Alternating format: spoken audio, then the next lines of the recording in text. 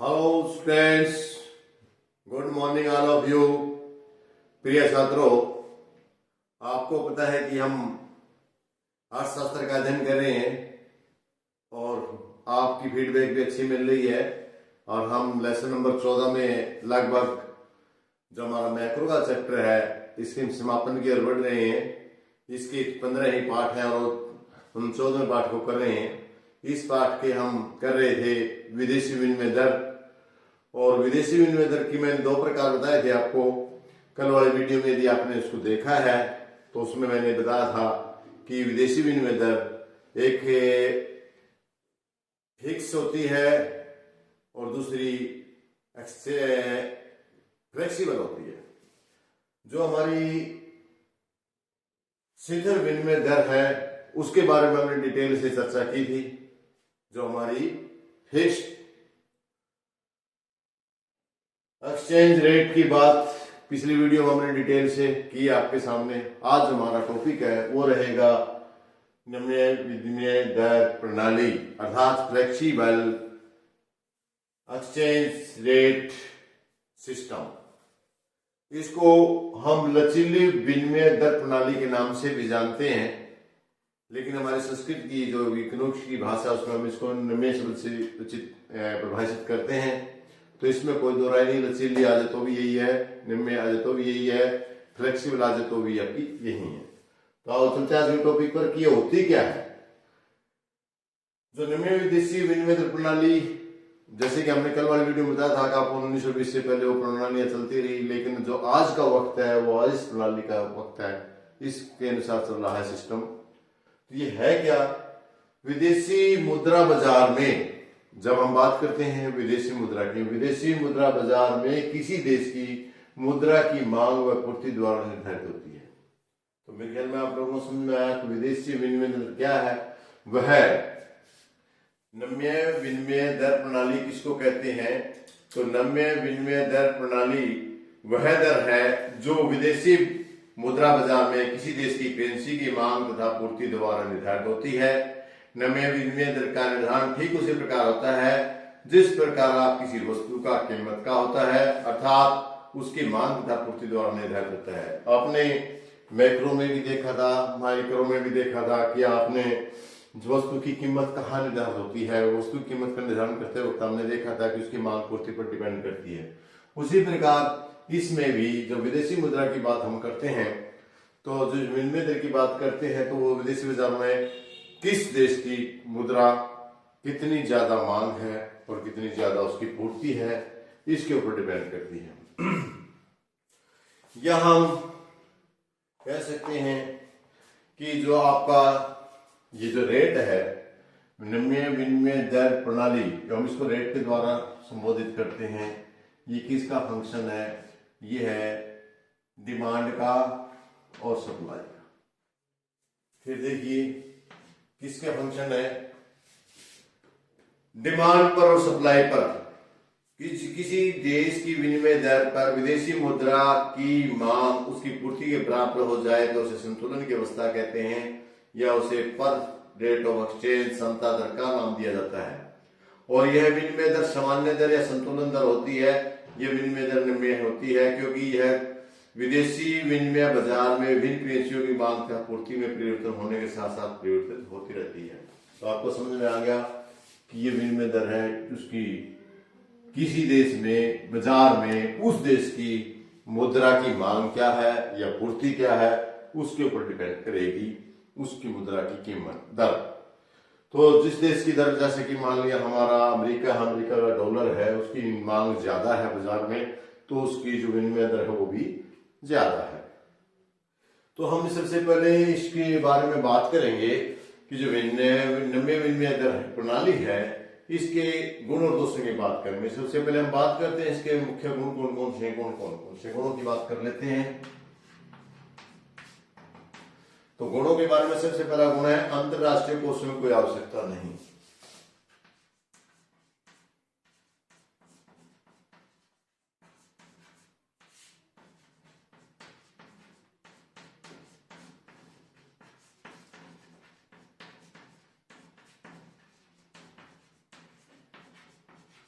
देखिए, इसीलिए आज के युग में वे बड़ी प्रिय होती जा रही है कि नम्य विनिमय दर प्रणाली है, इसको अंतरराष्ट्रीय कोषों की सहायता की कोई आवश्यकता नहीं होती, क्योंकि इस प्रणाली के सदस्य देशों में परिवर्तनीय करेंसियां चलन में नहीं होती।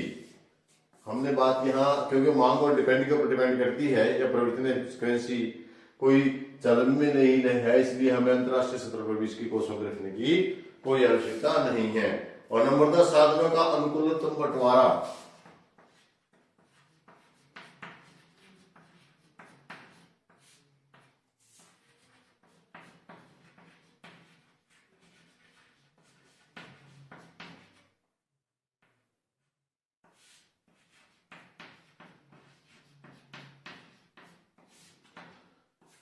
बात करते हैं हम दूसरे टॉपिक के बारे में। नम्य विनिमय दर प्रणाली के कारण साधनों के आवंटन की कार्यकुशलता में वृद्धि होती है, इसलिए अंतरराष्ट्रीय व्यापार क्षेत्र में साधनों के आवंटन की प्रवृत्ति उनके अनुकूलतम होने की ही होती है। और जो तीसरा है, पूंजी अंतरराष्ट्रीय स्तर पर आवागमन। नंबर 3 आप क्या है, नंबर 2 आपको समझ में आ गए होंगे आप तक। नंबर तीसरा है पूंजी का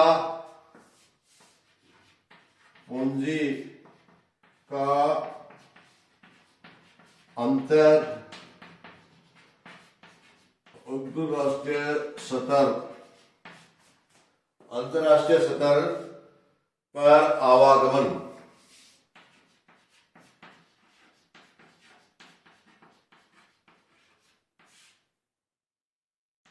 देखिए, इस पॉइंट में क्या कहते हैं कि नम्य विनिमय दर प्रणाली के फलस्वरूप संसार के विभिन्न देशों के बीच पूंजी का आवागमन बहुत बढ़ गया है, क्योंकि जो आपकी पहली थी, जो शीतल विनिमय प्रणाली थी, उसमें कोषों के रखने की जरूरत पड़ती थी, यहाँ कोष रखने की जरूरत नहीं है लोगों को, तो इसलिए इससे इनका व्यापार ज्यादा बढ़ गया है एक देश का दूसरे के साथ। और ऐसा इसलिए है कि सदस्य देशों को अब बहुत अधिक अंतरराष्ट्रीय नीतियां रखने की कोई आवश्यकता नहीं है।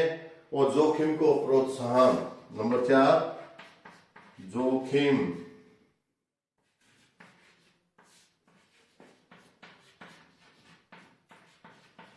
कल वाले वीडियो में मैंने आपको बताया था कि जो शीतल विनिमय प्रणाली है वो जोखिमों को बढ़ावा नहीं देती, कम जोखिम लेने का है।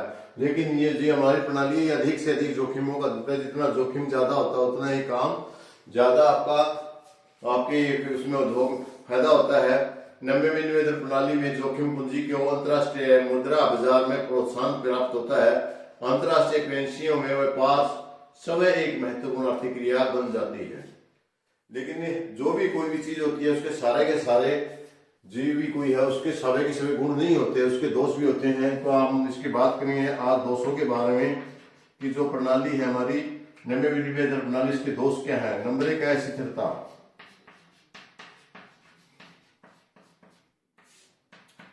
इसमें हमेशा अस्थिरता बनी रहती है, क्योंकि अंतरराष्ट्रीय मुद्रा बाजार में अस्थिरता उत्पन्न होती रहती है, क्योंकि विनिमय दर में उसी प्रकार उतार चढ़ाव की प्रवृत्ति पाई जाती है जिस प्रकार वस्तु बाजार में वस्तु की कीमत की पाई जाती है।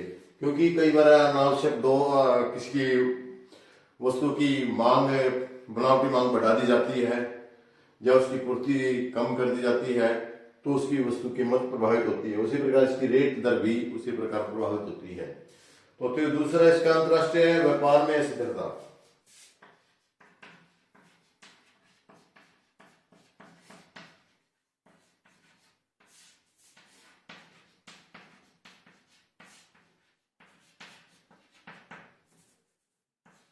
अस्थिरता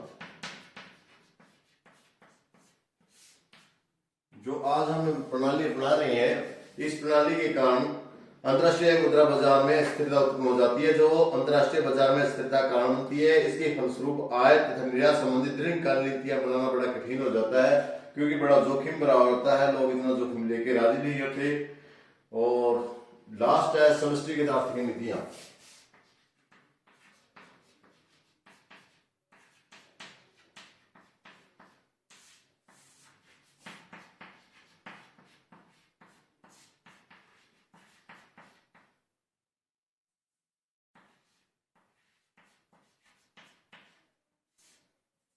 समष्टिगत आर्थिक नीतियां जहां विनिमय स्थिर विनिमय दर सुनिश्चित नीतियों के समन्वय स्थापित करने में सहायक होती है, वहीं निम्न विनिमय दर इसमें कठिनाई उत्पन्न कर देती है। दिन प्रतिदिन विनिमय दर में होने वाले उतार चढ़ाव के कारण द्विपक्षीय व्यापार समझौते में बड़ी कठिनाई होती है, बड़ी समस्या बन जाती है, ये होना बड़ी मुश्किल होती है। ये जब हम विदेशी विनिमय दर की बात करते हैं तो हमारा अभिप्राय निम्न विनिमय दर से है। इसका निर्धारण अंतरराष्ट्रीय बाजार में मांग तथा पूर्ति की शक्तियों पर डिपेंड करता है। जैसे कि मैंने परिभाषा में पहले भी आपको बताया है कि विदेशी बाजार मुद्रा में किसी देश की मुद्रा की कितनी मांग है, कितनी उसकी पूर्ति है, उसके ऊपर डिपेंड करता है उसकी। विनिमय दर की मांग अधिक हो जाए तो विनिमय का मूल्य बढ़ जाता है, अर्थात हम कहें कि इनका समानार्थक संबंध है। और विनिमय की मांग कम होने पर विनिमय का मूल्य कम हो जाता है। इसी प्रकार विनिमय की पूर्ति भी विनिमय दर को प्रभावित करती है। तो हम आज जानेंगे कि नवे इसके बाद दोनों गुण दोष जानने के बाद जो हमारा इसी नवेशी दर से संबंधित है, वो अगला हमारा टॉपिक है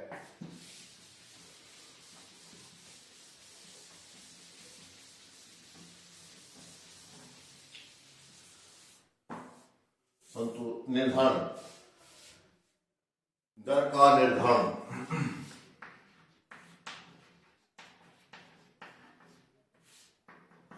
तो जैसा कि आपको पता है कि जो आपकी दर है वो किस पर डिपेंड करती है, मांग और पूर्ति पर डिपेंड करती है। मांग और पूर्ति से ही निर्धारित होगी, या स्वतंत्र विनिमय दर सतह पर निर्धारित होगी जिस पर विदेशी विनिमय दर की मांग और पूर्ति जहां पर बराबर हो जाए। तो विदेशी विनिमय की मांग क्या है, विनिमय किन उद्देश्यों के लिए की जाती है, हमें जरूरत क्या पड़ी कि जो विदेशी मुद्रा है उसकी हम मांग करें, क्यों करें, किन उद्देश्य के लिए करें। तो उसके लिए हम सबसे पहले उद्देश्य पढ़ेंगे। उद्देश्य क्या, इसके उद्देश्य क्या है कि हम कौन कौन से उद्देश्य लेकर के मुद्रा की मांग, विदेशी विनिमय की मांग करते हैं। विदेशी की मांग के उद्देश्य क्या है, किन उद्देश्यों के लिए मांग की जाती है, विदेशी विनिमय की या फॉरेन एक्सचेंज की क्यों जरूरत पड़ती है। पहला है अंतरराष्ट्रीय ऋणों का भुगतान करने के लिए।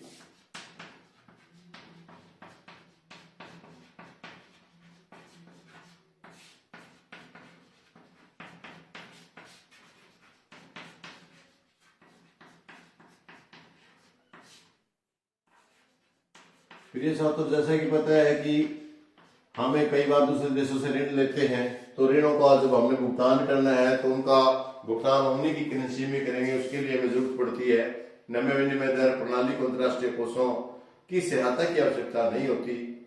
क्यों नहीं होती? क्योंकि इस प्रणाली देश के परिवर्तनशील करेंसी में चलन में होती है।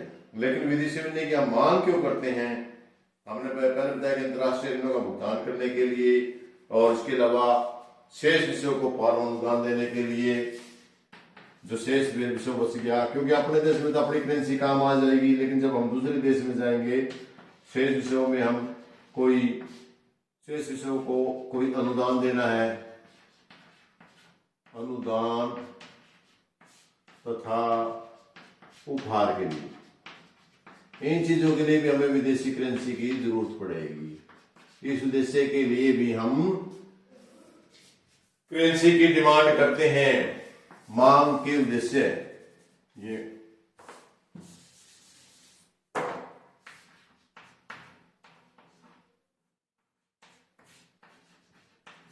मांग के उद्देश्य, जो करेंसी हमारी नवे विनिमय दर प्रणाली है, तो ये मांग की करेंसी के उद्देश्य क्या है?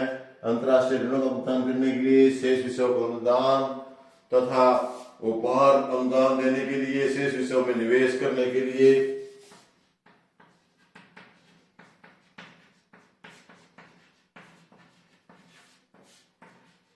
यदि हम किसी दूसरे देश में निवेश करना चाहते हैं तो वहां पर उसकी पूंजी की जरूरत पड़ेगी, हमारी पूंजी में कोई काम नहीं आएगी।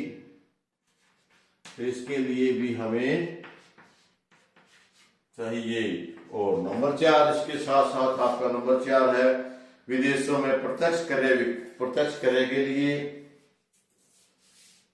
विषयों में, शेष विषयों में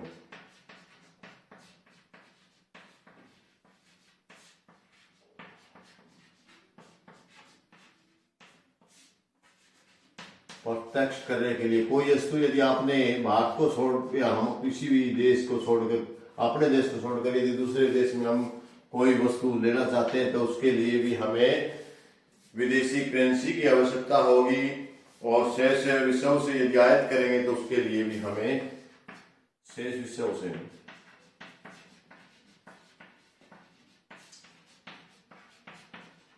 यदि आपने कोई वस्तु मंगवानी है विदेश से तो उसके लिए भी आप शेष विषयों आयात के लिए भी आपको विदेशी करेंसी की आवश्यकता होगी। तो ये प्रिय छात्र एक टॉपिक था कि हमें आखिरकार मांग किन उद्देश्यों को लेकर करते हैं। विदेशी मुद्रा की मांग विनिमय दर में एक विपरीत संबंध है पाया जाता है, अर्थात विनिमय दर कम होने पर विदेशी विनिमय दर की मांग बढ़ जाती है। इसके उपरांत विनिमय दर बढ़ने पर विदेशी विनिमय दर की मांग कम हो जाती है। इसका कारण यह है कि जब विनिमय दर अधिक होती है तो आयात कम किए जाते हैं, यदि आयात कम होंगे तो विदेशी विनिमय दर की मांग भी कम होगी। इसके विपरीत जब विदेशी विनिमय दर कम होगी तो आयात अधिक किए जाएंगे, यदि आयात अधिक होगी तो विदेशों विनिमय की मांग अधिक होगी। अतः विदेशी विनिमय की मांग वक्र रेखा के ऊपर नीचे झुकी होती है, अर्थात विनिमय दर बढ़ने पर कम होती है और विनिमय दर कम होने पर बढ़ती है। इन तत्वों पर ध्यान आने पर मांग में परिवर्तन होता है। विदेशी विनिमय की मांग तथा उसकी कीमत में विपरीत संबंध पाया जाता है। तो हमने ये जाना आपने। अब हम जानते हैं कि विदेशी विनिमय दर की पूर्ति के बारे में। आपने मांग था विदेशी विनिमय दर की पूर्ति किन उद्देश्य विदेशी विनिमय की पूर्ति किन तत्वों पर निर्भर करती है उसके बारे में जानेंगे।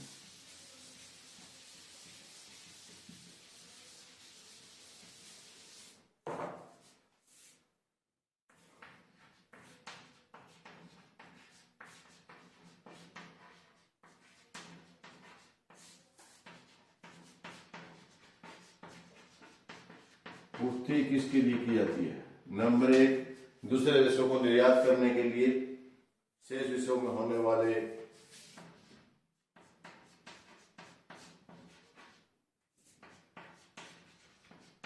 शेष विषयों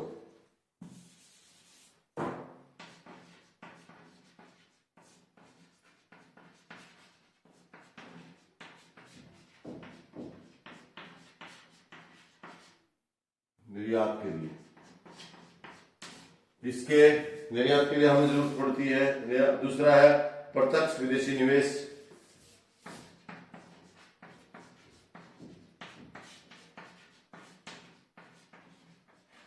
प्रत्यक्ष विदेशी निवेश यदि हमें किसी देश में अपना निवेश करना है, वहां पर हमें अपने कोई कारखाना लगाना है, उद्यम स्थापित करना है या कुछ और काम करना है तो उसके लिए भी हमें इसकी आवश्यकता पड़ेगी। घरेलू बाजार में गैर निवासियों द्वारा वस्तु सेवाओं की प्रत्यक्ष खरीद पर। तीसरा हमारा है घरेलू बाजार में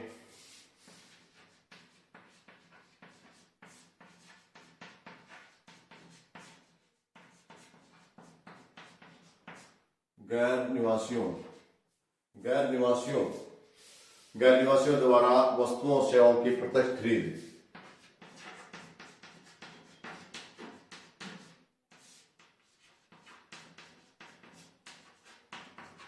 प्रत्यक्ष खरीद या क्रय आप कोई भी लिख सकते हैं। ये इसके लिए हमें पूर्ति की जरूरत पड़ेगी। घरेलू बाजार में गैर निवासियों द्वारा सट्टा हेतु खरीद। घरेलू बाजार में गैर निवासियों द्वारा सट्टा हेतु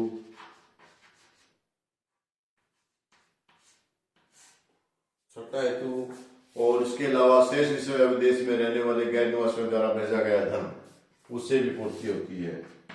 जो हमारे शेष विषयों में शेष विषयों से गैर निवासियों द्वारा भेजा गया धन।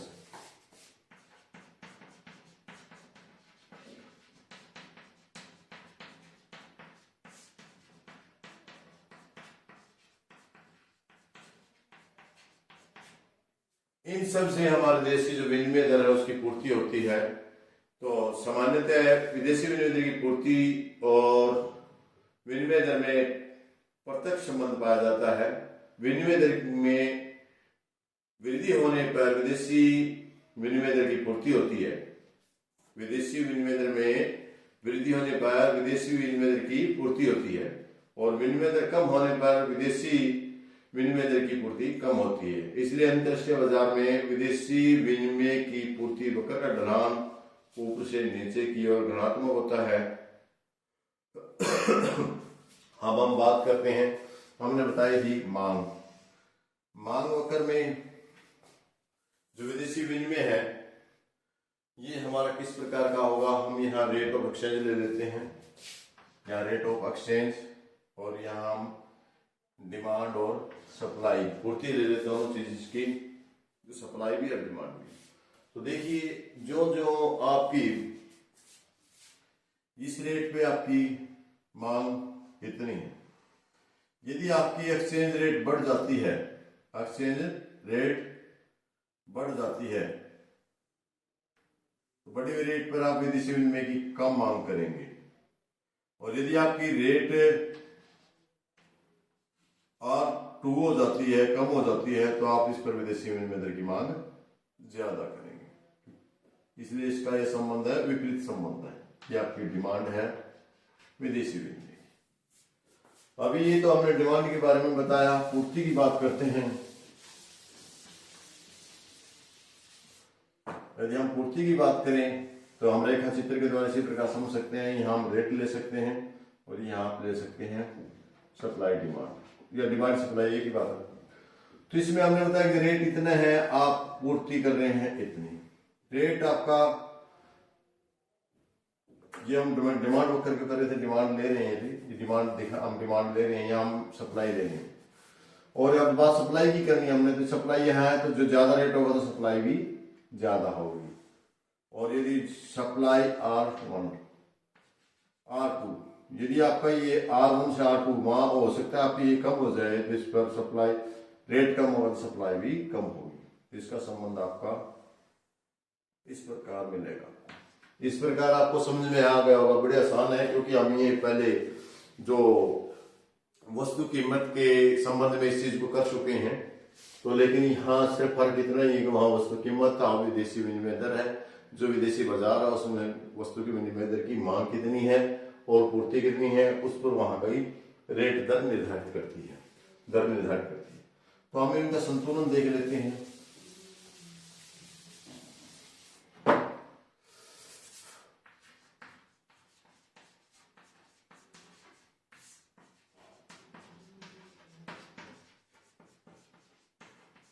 संतुलन का निर्धारण, अब आपको चित्र बनाना आएगा। ये ले लिया, यहाँ आपका R है, रेट है ये R, और ये आपके डिमांड और सप्लाई दोनों हैं, OX OY।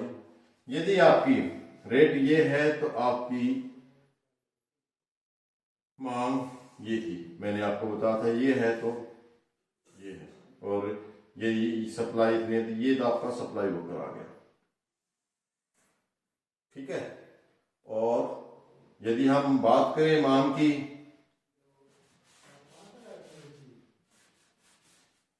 तो आपने पता है कि हमारा सप्लाई वक्र इस प्रकार का है और डिमांड वक्र हमारा इस प्रकार का। तो ये हमारा SS, ये हमारा D, विदेशी विनिमय की मांग। यदि हमारी रेट यहां संतुलित है, यहां संतुलन है, तो हमारा इस पर हमारी डिमांड इतनी मात्रा ON कहें आप, यदि ON मात्रा है तो इस पर आपकी डिमांड भी उतनी है और सप्लाई भी उतनी है, तो इस पर आपकी रेट निर्धारित होगी ये, और इसको संतुलन की मात्रा कहेंगे आप R पर। लेकिन बाई द वे यदि मान लेते हम यही आपकी स्थिति ये होती है या ये होती है,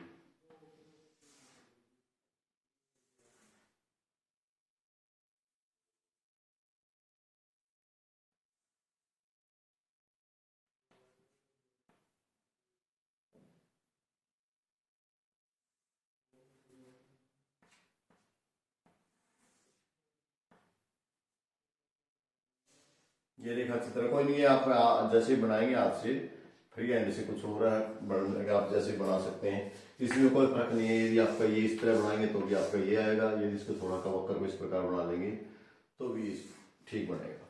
तो देखिए हम यहाँ बात कर रहे थे आप लोगों की, तो यहाँ इस पर ए बिंदु पर ये संतुलन की अवस्था में है, लेकिन यदि यहाँ हो जाता है तो यहाँ पर यदि हमारी रेट ये है R1 हो जाती है, तो R1 होने से क्या होगा कि हमारी जो डिमांड है वो तो एम पी हो जाएगी, और जो सप्लाई वो हमारे यहाँ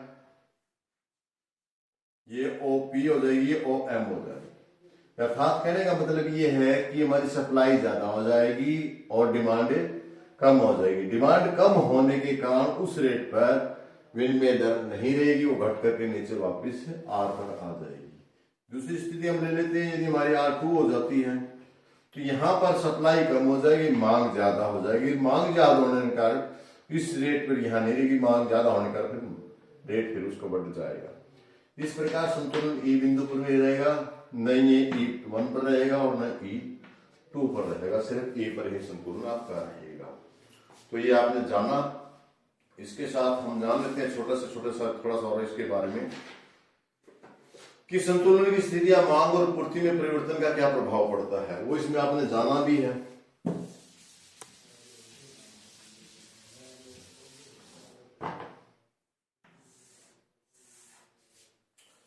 जैसे कि हम आपको पता है, पहले हम जान लेते हैं कि मांग का प्रभाव क्या पड़ता है, मांग में परिवर्तन का क्या प्रभाव होता है। मांग में परिवर्तन का प्रभाव, जैसे कि हमने रेखा चित्र बना दिया, हमने आर लिया था या हमने डी और एस लिया था, ये हमारा सप्लाई वक्र है, ये हमारा मांग वक्र है, यहाँ पर आपकी संतुलन की अवस्था है। यदि आपका ये आपका एस है, ये आपका डी है। हम यदि परिवर्तन मांग में कर रहे हैं, मांग में बढ़ा रहे हैं, यहाँ बढ़ा रहे हैं, मांग ये कुछ चला गया है। यदि आपका मांग डेडी से डेडी 1 हो गया है तो क्या होगा, तो आपका डेडी से डेडी हो गया है, तो आपका इस अवस्था में दोनों चीज नहीं होंगी आपका रेट भी बढ़ जाएगा, एक्सचेंज का रेट वो R से R1 हो जाएगा, और आपकी मात्रा भी बढ़ेगी। आपका N है तो N1 हो जाएगा।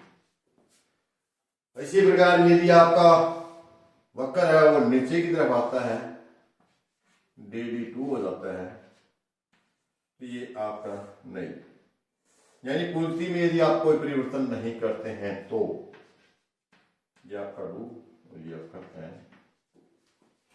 इस प्रकार मांग में परिवर्तन के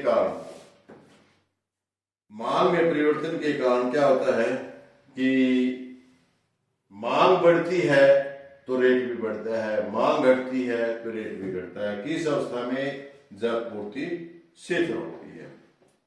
बाद में डॉलर की मांग बढ़ जाने से मांग होकर दाईं और बाईं खिसक जाता है, वो बढ़ता रहता है, आपने पहले भी देखा है, समझता रहता है। इसी प्रकार यदि हम पूर्ति को इसमें करें, जहां मांग की जगह यदि हम पूर्ति शब्द लें,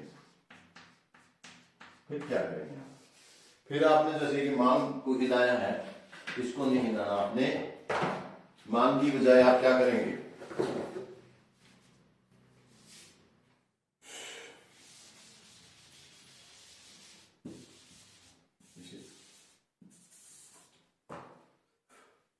मांग अगर आपका ये है, पूर्ति अगर आपका ये है, संतुलन आपका ये है, इस चीज को आप अच्छे से जान चुके हैं। अब देखिए, आपको सिर्फ पूर्ति वक्र में परिवर्तन करना है, मांग में नहीं, क्योंकि यहां हमने पूर्ति लिया है, पूर्ति में परिवर्तन होगा। पूर्ति ये आपकी, यदि ये पूर्ति हो जाती है तो आपकी ये R था, ये N था आपका, तो ये आपका नया संतुलन हो जाएगा, यानी रेट कम होने पर मात्रा बढ़ जाएगी। पूर्ति की यदि पूर्ति है वो कम हो गई है, पूर्ति ज्यादा हो गई है तो उसका ज्यादा होने, पूर्ति ज्यादा हो गया तो रेट कम हो गया, या रेट कम हो गया तो पूर्ति बढ़ गई, क्योंकि रेट कम होने से उसकी पूर्ति की मांग ज्यादा हो जाती है। और इसी प्रकार यदि हम इसको सप्लाई को S1 ऐसे S2 कर देते हैं, ऊपर की तरफ ले लेते हैं S2, तो ये आपका यहां आएगा। यहां का मतलब रेट आपका बढ़ेगा और आपकी पूर्ति है वो घटेगी। इसका मतलब आपको समझ में आ गया होगा कि मांग पूर्ति के साथ जो परिवर्तन होता है वो विपरीत रहेगा और उसके साथ समान रहेगा। तो करेंसी में वृद्धि तब होती है जब विदेशी करेंसी की इकाई प्राप्त करने के लिए घरेलू करेंसी की पहले से कम इकाइयां देना पड़े। ऐसी स्थिति में घरेलू करेंसी सापेक्ष मूल्यवान बन जाती है। तो मेरे ख्याल में आज आपने काफी कुछ सीखा नम्य विनिमय दर प्रणाली के बारे में। मुझे उम्मीद है आपको अच्छे से पसंद आया होगा और आपको अच्छी लगी। यदि आपको वीडियो अच्छी लगी है, पसंद आई है, समझ में आई है तो शेयर करना और लाइक करना ना भूलें। आप सभी बच्चों का इसके साथ बहुत बहुत धन्यवाद। Thank you.